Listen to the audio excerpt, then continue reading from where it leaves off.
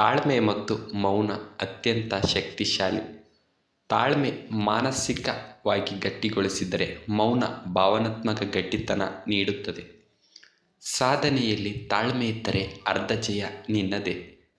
ತಾಳ್ಮೆ ಹೇಗಿರಬೇಕೆಂದರೆ ಬೇರೆಯವರು ನಿಮಗೆ ಅವಮಾನ ಮಾಡಿ ತಪ್ಪು ಮಾಡಿದೆ ಎಂದು ಪಶ್ಚಾತ್ತಾಪ ಪಡುವ ಹಾಗೆ ಇರಬೇಕು. ಮನುಷ್ಯನಿಗೆ ಗಾಳಿಯಂತೆ ಕೋಪವಿರಬೇಕು, ಬೆಟ್ಟದಂತೆ ತಾಳ್ಮೆ ಇರಬೇಕು. ತಾಳ್ಮೆ ಇದ್ದರೆ ಎಲ್ಲ ಗೆಲ್ತೀಯ, ತಾಳ್ಮೆ ಕಳೆದುಕೊಂಡರೆ ಗೆದ್ದಿರುವುದನ್ನು ಸೋಲ್ತೀಯ. ಕಷ್ಟಗಳಿಗೂ ಸಮಸ್ಯೆಗಳಿಗೂ ಎರಡು ಔಷಧಿಗಳಿವೆ, ಒಂದು ದುಡಿಮೆ, ಇನ್ನೊಂದು ತಾಳ್ಮೆ.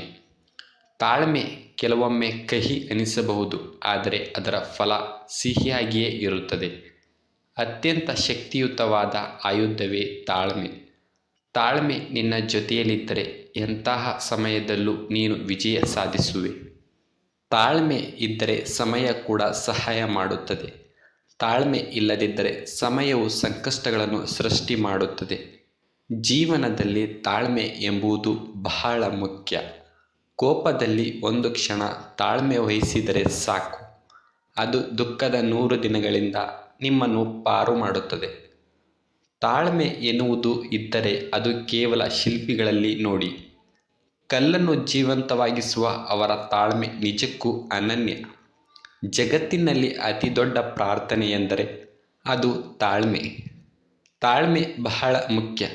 ಎಲ್ಲವೂ ಇದ್ದಾಗ ಮತ್ತೆ ಎಲ್ಲವೂ ಕಳೆದುಕೊಂಡಾಗ, ಪ್ರತಿ ದುಃಖದ ನಂತರ ಸಂತೋಷದ ಸಮಯ ಬಂದೇ ಬರುತ್ತದೆ. ಕಾಯುವ ತಾಳ್ಮೆ ಇರಬೇಕು ಅಷ್ಟೇ.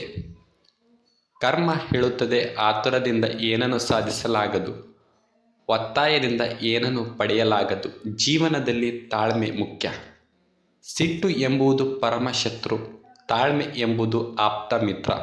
ಜೀವನ ಎಂಬ ಸಮುದ್ರದ ದಡ ಸೇರಬೇಕಾದರೆ ತಾಳ್ಮೆ ಎಂಬುದು ಬೇಕೇ ಬೇಕು.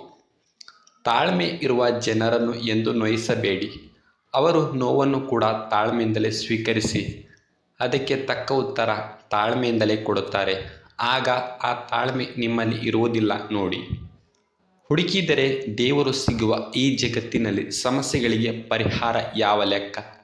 ಸ್ವಲ್ಪ ತಾಳ್ಮೆ ಮತ್ತು ಪ್ರಯತ್ನ ಬೇಕು ಅಷ್ಟೇ.